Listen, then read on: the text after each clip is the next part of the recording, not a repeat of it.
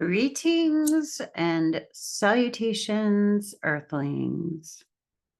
Zube here. And I'm going to do a random collective reading. All of my readings are timeless. So take what resonates and leave what does not. Bless you a little bit. Bless me a little bit. It's not that smoky. All right. If you are interested in a personal reading, astrology, or tarot, my information is down below.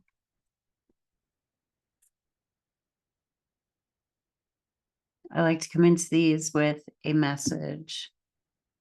And today I have one. It's just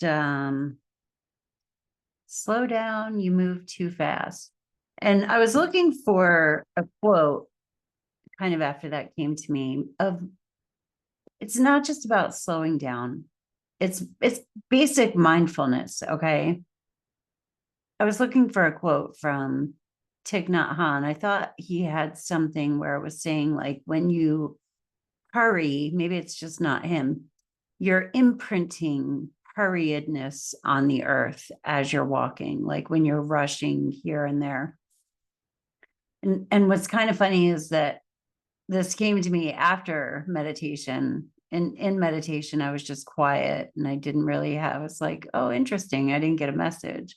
And I set an alarm for 20 minutes and the alarm went off and I was about to jump up because I have a lot of shit to do today. And what came in was, no, stay sitting. Like, what good does it do? Don't get me wrong, it does good. Let's give me some grace here. I just got shit to do and I'm lifing. But, meditating for 20 minutes and then jumping up the second the alarm goes off and running around just to do things is kind of antithetical. What would that word be? I don't know. But so that's when it came to me. And the message that I got was slow down and be deliberate and purposeful and create a habit out of that. It's not a perfect practice, but practice, not perfection, progress, not perfection. That's an AA slogan. So let's just see what cards come out. If you are watching this in real time, like not timeless, if you're watching it at a later date, but right now we're at October 6th. We had the lunar eclipse in Pisces on September 17th, and then we had a solar eclipse on October 2nd in Libra. And so we're kind of like coming out of eclipse vibes. And these were a little hairy, seems to me. Why am I holding them that way? I hate when I do that. Well, yeah, maybe that means something. I hate when I do that. Who cares? They're just tarot cards. So for the internal, we got, I'm all messed up here. It's been a little while. It has been a little while. So for the internal, we got the Ace of Swords. Hold on.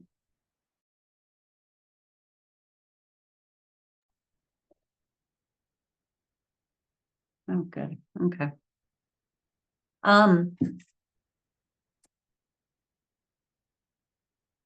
Ace of Swords. Swords are our thoughts, our mind.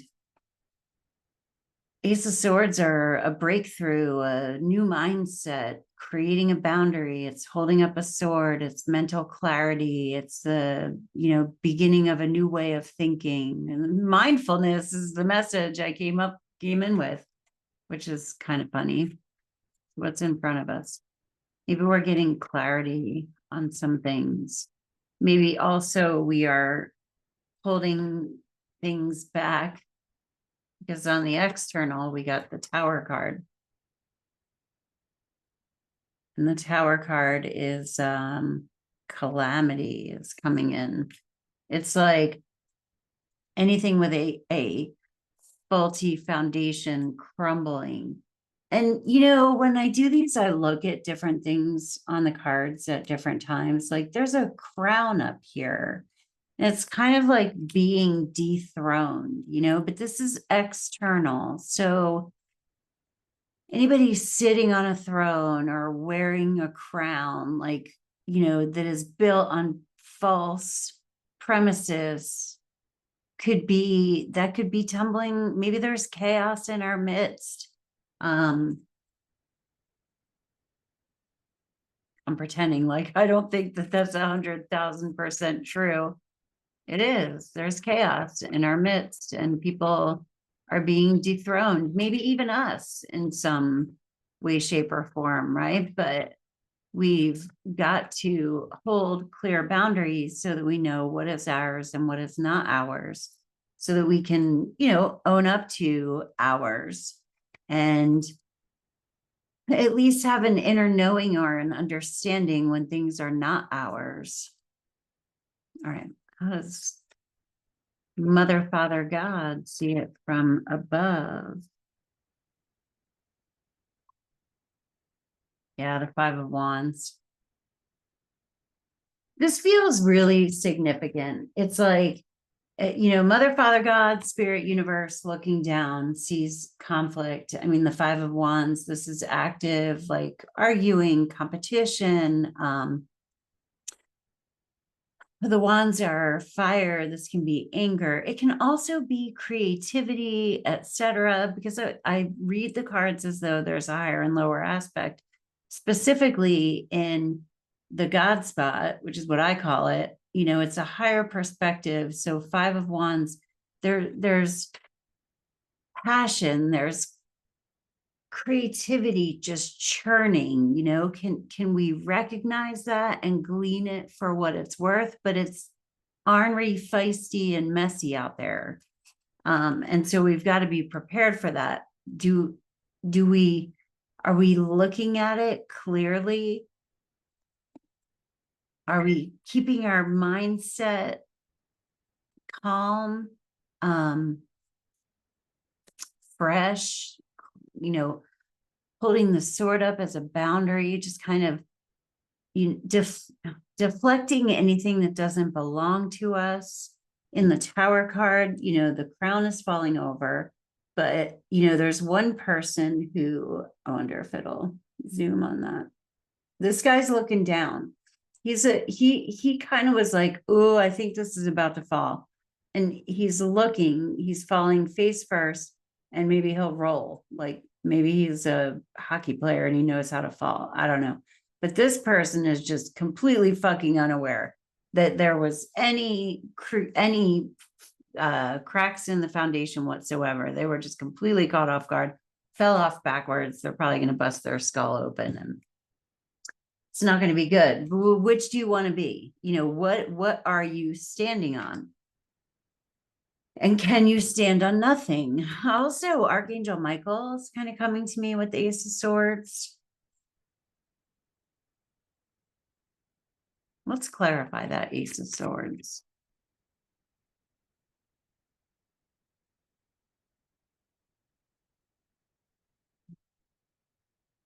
So we got the Queen of Cups and the Page of Pentacles. It's kind of weird. What do I think about that?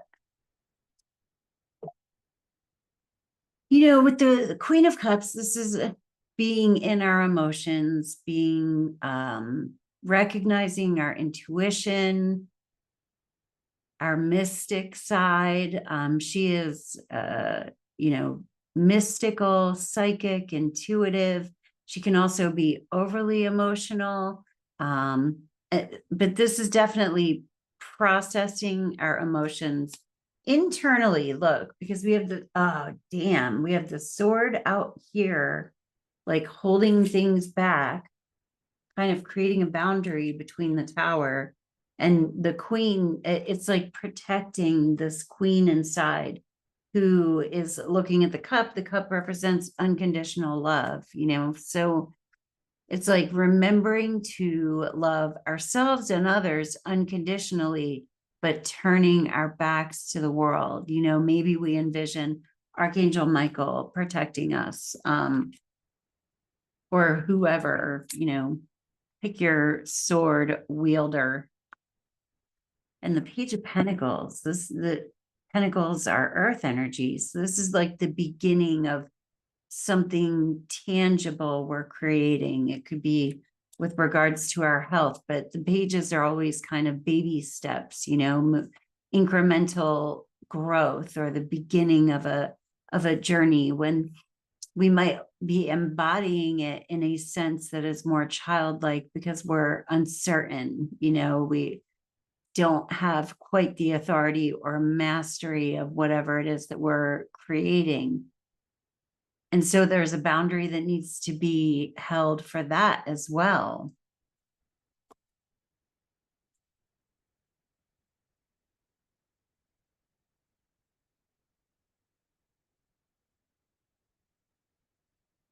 Yeah. Four of Pentacles. The Four of Pentacles is staying secure. I'm just clarifying this some more because it seems to me like there's a whole lot going on the external, but the most significant thing that's going on, this is where the hope is, and that's within. And with the Four of Pentacles, again, this is our earth energy. If you've got a project going on or some kind of something you're working on with, even your character, or something that you're building, or a way in which you're growing, or a new idea that you're fostering, I would keep it to yourself. He's holding what's precious close to him. And sometimes this card can indicate that if we don't have our arms open to receive, then we won't receive. So don't forget the part of that message that if we're just blocking people, that's a whole different animal from what I'm going with here. But what this feels like to me is really hold your cards close to your chest, because this is my thing. I don't like people to get their energy all over my shit. And I remember, like, if I had gone to my mom right out of rehab, like, hey, mom, I think I'm going to be a tarot reader when I grow up, she would have lost her fucking mind. She would have just lost it. And instead, what I did is I didn't tell anybody what I was thinking of doing. And, I worked and I just started doing it. And then one day my mom's like, so I guess she's a tarot card reader. Okay. Like nobody had any say in it. I just planned that all on my own because I didn't want, even well-meaning people might say, oh, good, you do you, boo. And then inside their head, they'd be like, oh, that's fucking stupid. There's no way she's going to be able to do that, without even like being mean. I have a mean person in my head. Do you have a mean person in your head? Like there's some mean shit up there, but I just didn't want anybody else's thoughts on my stuff. So that's what I'm getting from this. Hold your cards close to your chest. Let's do, you know what I want to do? I have these dices die that give like a sign, a planet, and a house. And I'm going to ask, what should we, is this it? No, that's not it. What will help us right now through this tower? And I'm going to clarify the tower too, because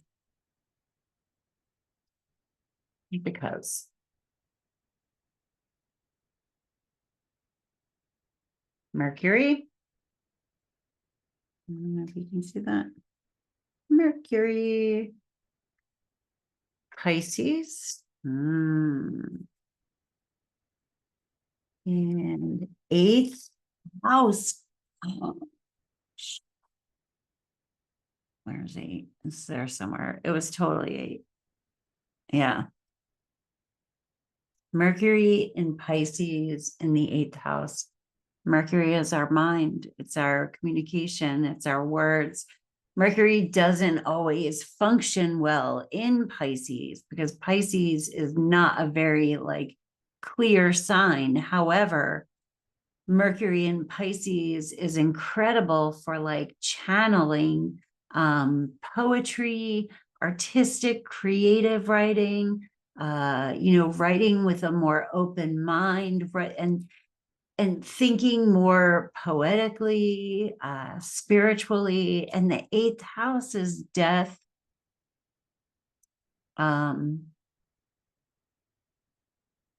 Yeah, death, taxes, shared resources. But this doesn't feel, I mean, it can be financial too, but it's like where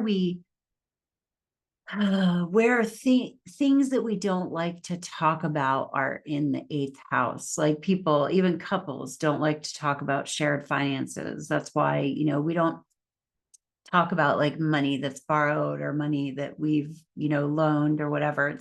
It's awkward.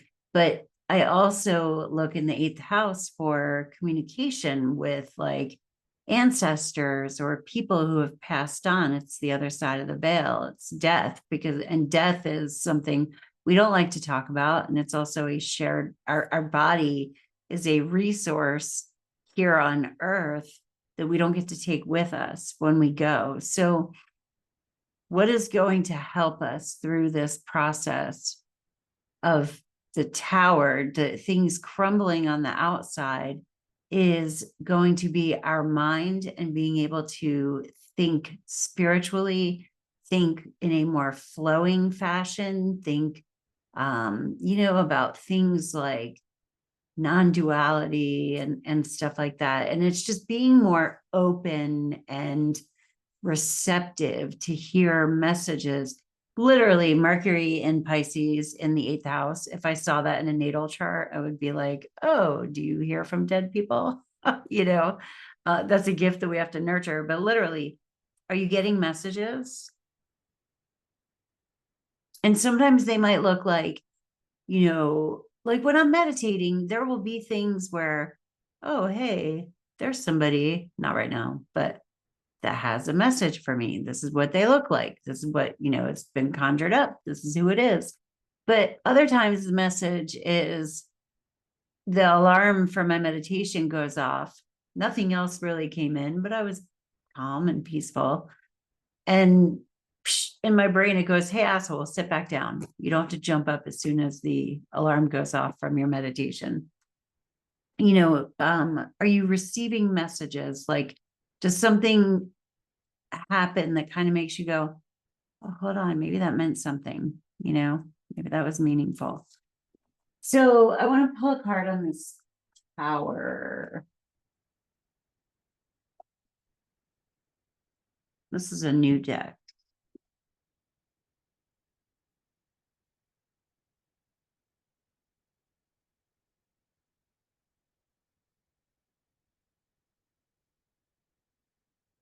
Darkest hour. I don't have it memorized, so I got to read it. Number 9. Okay. These are witch season cards. They're kind of Christmassy. I thought that was fun. Let's read this. Number 9. Light and darkness go hand in hand. Just as the day turns into night, the soul must also go through periods of highs and lows. A low is called the dark night of the soul, a period where you feel lost, confused, and removed from your spirit. Everyone will experience a dark night of the soul at some point, and you will likely experience many over your lifetime. It is common for the darkest night to appear during times of extreme stress and disruption. And while this process isn't pleasant and you will undoubtedly lose something, things will be for the better when you emerge from the journey. The darkest hour has appeared because you are being asked to examine What is absolutely necessary for joy? Is it money? Is it love? Is it fame or respect? Imagine being free of it. The darkest hour reminds you that material things are not necessarily for happiness, that happiness is something that is available to you with or without material success. You may feel as though you have to be where you are, but that isn't true. You are being guided to find true happiness within your spirit. Do not be afraid of change and do not be scared to let go. Doing so means you can see the light even when life feels hopeless. Self-focused happiness provides a guiding light when you are lost in the darkest hour. It will point the way home and help you to recover. So maybe there are people fighting for things, fighting for love, fighting for relationships, fighting on Facebook, fighting for, who's going to be the president, fighting for having the best opinion ever, does any of that, like, I can get to a place where I feel connected and loved and I feel joy, even in some pretty dark times, and that is something that is available to me because I have practiced getting to that place during the darkest times.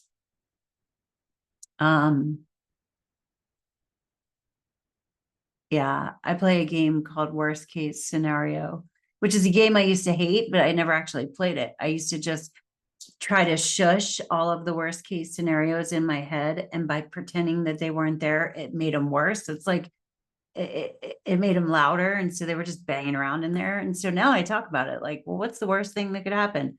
Oh, so and so will never talk to me again and they'll hate me forever. And I'm like, oof, that would like really hurt. And then I'm like, okay, but once my brain speaks the thing out loud, and we're not worried about manifesting it. If we let it wobble around in here forever and ever trying to pretend it's not there, that's when things manifest outside of us. That's when we're really churning that energy. But just speaking it as like an exercise in, practice, like, well, what would I do if the worst case scenario happened? And when you figure it out, my brain stops gnawing on it, And I actually learned this because one time my son told me I had a song stuck in my head. And he said, if you get a song stuck in your head, just go to Google and look up the lyrics to the song. And if you sing it all the way through, it won't be stuck in your head anymore. Your brain wants to finish it.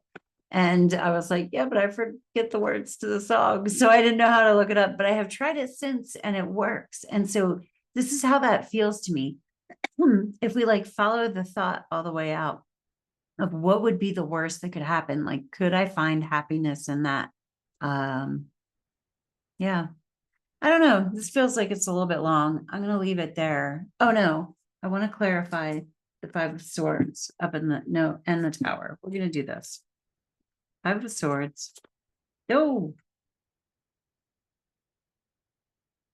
Two of Pentacles. You guys, when I see the Two of Pentacles, I think of New Earth, 3D, 5D.